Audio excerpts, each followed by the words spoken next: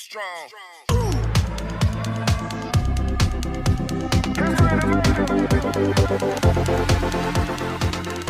My dear students, welcome back to Goenka maths study. मेरे प्यारे बच्चों, आप सभी भैया का स्वागत है मेरे चैनल गोयंका मैथ्स स्टडी में।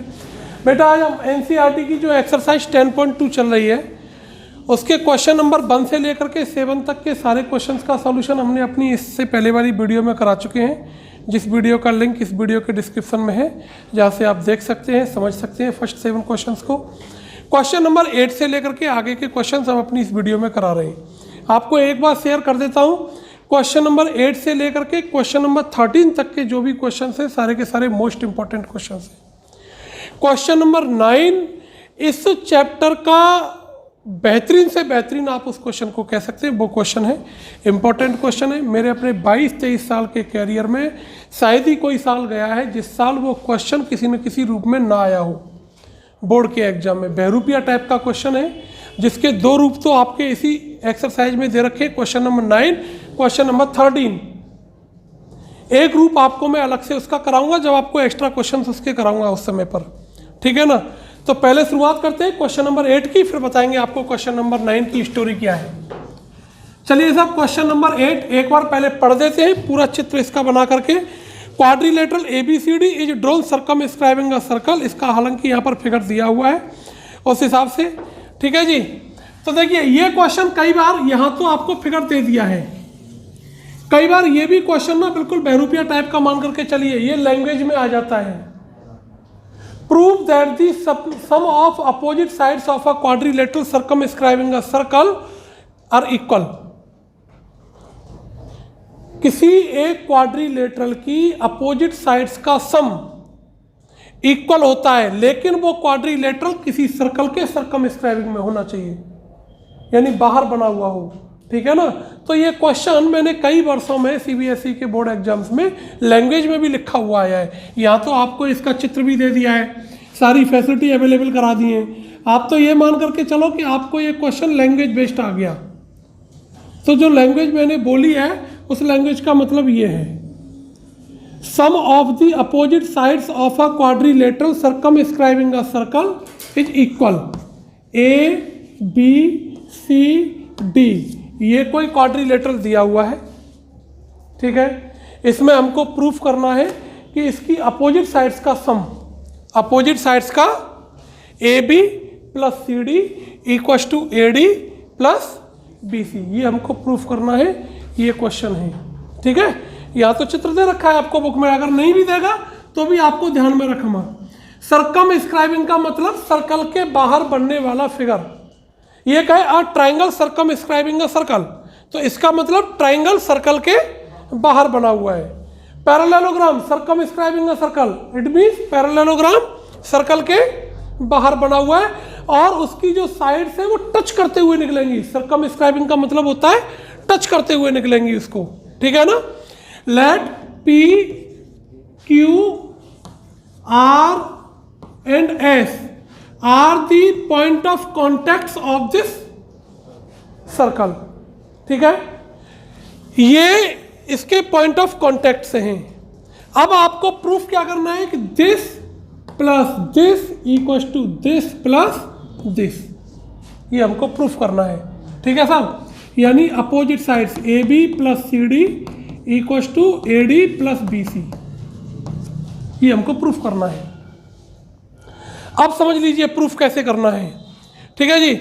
तो जो थ्योरम नंबर 10.2 हमने कराई थी वो आपके माइंड में तुरंत क्लिक कर जानी चाहिए, वो मोस्ट इंपॉर्टेंट थ्योरम है 10.2। उसके बेस के ही इसमें ज़्यादातर क्वेश्चन आते हैं।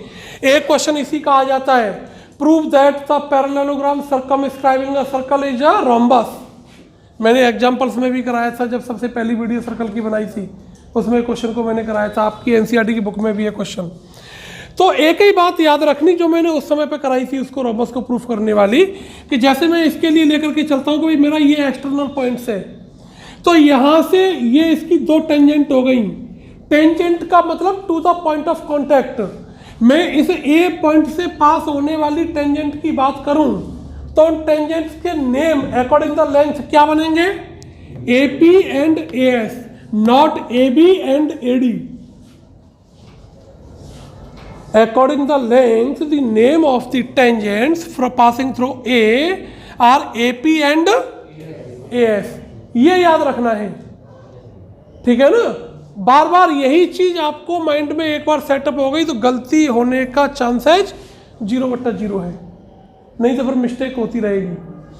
तो मैं पहले ए पॉइंट से स्टार्ट कर लेता हूं। तो A P equal to reason आप खुद लिख दीजिएगा, ठीक है ना।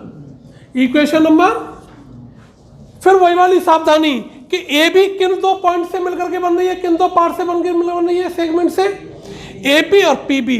तो जब आप बी की टेंजेंट्स को लेंगे तो ये ध्यान रखना है कि बी पी हमारा किधर आना चाहिए, ए पी की तरफ आना चाहिए, क्योंकि हमको ऐड करके लाना पड़ेगा। सेगमेंट को ऐड करेंगे तभी तो पूरा लाइन सेगमेंट बनेगा।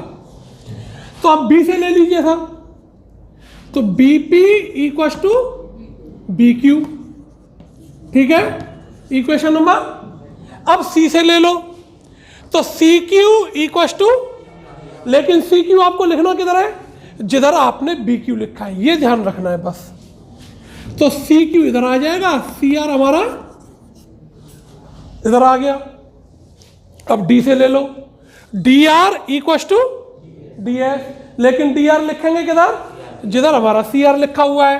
तो D R equal to equation number 4, ये इक्वेशन नंबर, चारों इक्वेशंस को ऐड कर दीजिए साहब। Add equation number 1, 2, 3 and 4। A P plus B P A B, C R plus D are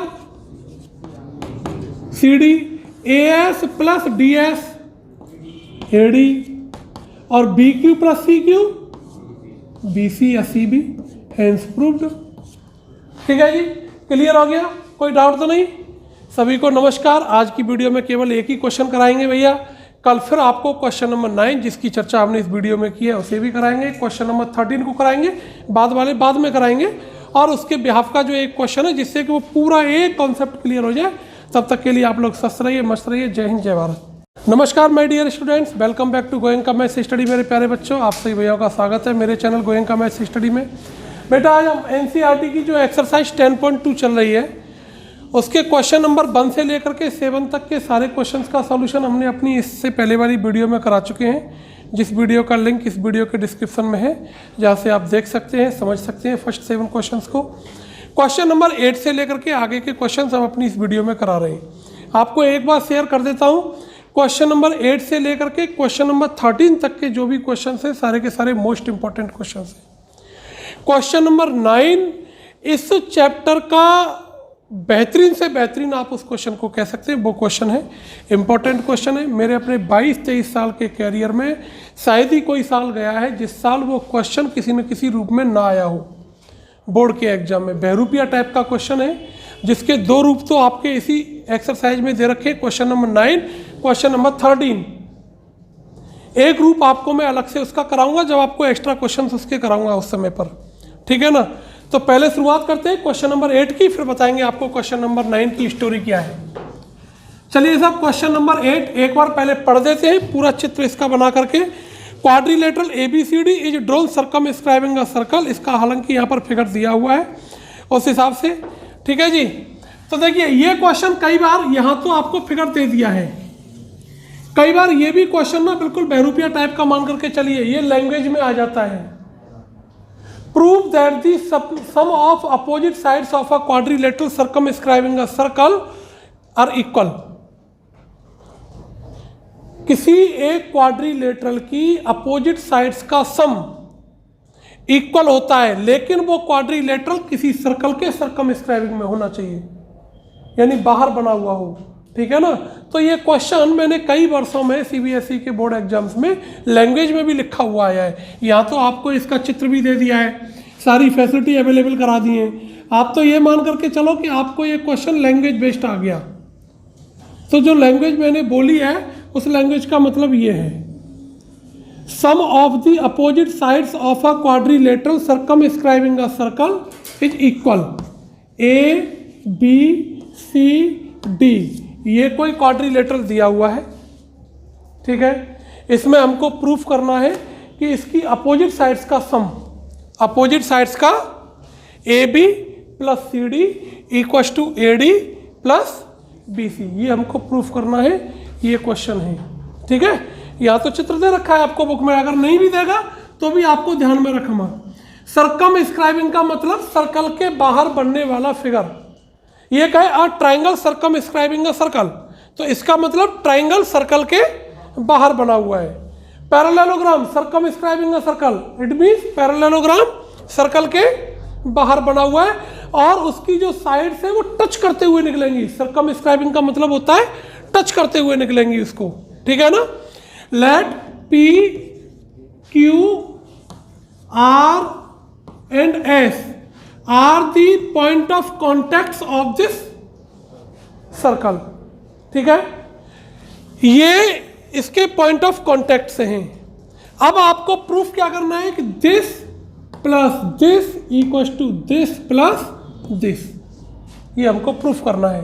ठीक है साहब, यानी opposite sides A B plus C D equal to A D plus B C, ये हमको proof करना है।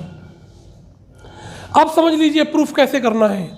ठीक है जी, तो जो थ्योरम नंबर 10.2 हमने कराई थी वो आपके माइंड में तुरंत क्लिक कर जानी चाहिए, वो मोस्ट इंपॉर्टेंट थ्योरम है 10.2। उसके बेस के ही इसमें ज़्यादातर क्वेश्चन आते हैं। एक क्वेश्चन इसी का आ जाता है, prove that the parallelogram circum scribing a circle is a rhombus. मैंने एग्जाम्पल्स में भी कराया था, जब सबसे पहली वीडियो सर्कल की बनाई थी उसमें क्वेश्चन को मैंने कराया था। आपकी एनसीईआरटी की बुक में भी है क्वेश्चन।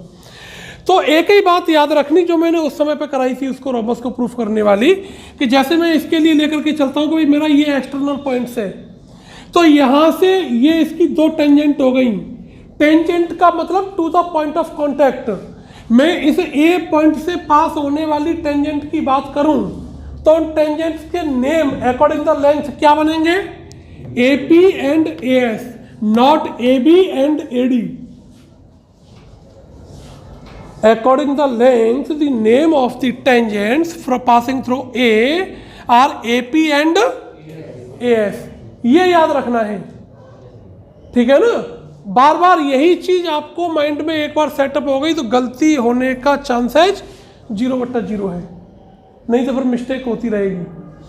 तो मैं पहले ए पॉइंट से स्टार्ट कर लेता हूं। तो AP इक्वल टू रीजन आप खुद लिख दीजिएगा। ठीक है ना, इक्वेशन नंबर, फिर वही वाली सावधानी कि ए भी किन दो पॉइंट से मिलकर के बन रही है, किन दो पार्ट से बनकर बन रही है, सेगमेंट से, एपी और पीबी। तो जब आप बी की टेंजेंट्स को लेंगे तो ये ध्यान रखना है कि बीपी हमारा किधर आना चाहिए, एपी की तरफ आना चाहिए, क्योंकि हमको ऐड करके लाना पड़ेगा। सेगमेंट को ऐड करेंगे तभी तो पूरा लाइन सेगमेंट बनेगा। तो आप बी से ले लीजिए सर, तो BP equal to B Q. ठीक है, इक्वेशन नंबर। अब सी से ले लो, तो सी क्यू इक्वल टू, लेकिन सी क्यू आपको लिखना किधर है, जिधर आपने बी क्यू लिखा है, ये ध्यान रखना है बस। तो सी क्यू इधर आ जाएगा, सी आर हमारा इधर आ गया। अब डी से ले लो, D R equal to D S, लेकिन डी आर लिखेंगे किधर, जिधर हमारा सी आर लिखा हुआ है। तो D R equal to equation number 4, ये इक्वेशन नंबर, चारों इक्वेशंस को ऐड कर दीजिए साहब। Add equation number 1, 2, 3 and 4। A P plus B P A B, C R plus D R C D, A S plus D S A D, और B Q plus C Q B C या C B. Hence proved. ठीक है जी, clear हो गया, कोई doubt तो नहीं। सभी को नमस्कार। आज की वीडियो में केवल एक ही क्वेश्चन कराएंगे भैया। कल फिर आपको क्वेश्चन नंबर 9 जिसकी चर्चा हमने इस वीडियो में की है उसे भी कराएंगे। क्वेश्चन नंबर 13 को कराएंगे, बाद वाले बाद में कराएंगे, और उसके बिहाफ का जो एक क्वेश्चन है जिससे कि वो पूरा एक कॉन्सेप्ट क्लियर हो जाए। तब तक के लिए आप लोग स्वस्थ रहिए, मस्त रहिए। जय हिंद, जय भारत।